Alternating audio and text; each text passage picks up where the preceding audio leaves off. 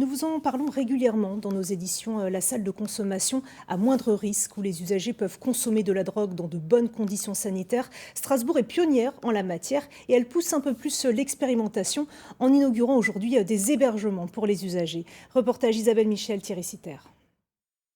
Devant la salle de consommation à moindre risque et le bâtiment qui va bientôt disposer de 20 places d'hébergement, Olivier Villeneuve, fier du chemin parcouru.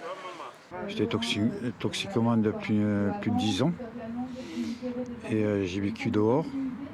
Et il y a plus de 3 ans, j'ai tout arrêté de moi-même.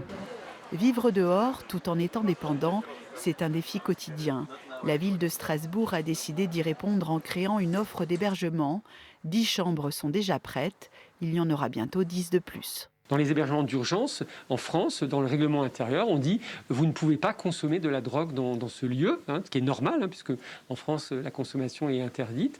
Donc on a réussi à avoir ces dérogations-là en accompagnement pour permettre aux gens, même s'ils sont usagers de drogue, d'avoir un toit et d'avoir du soin.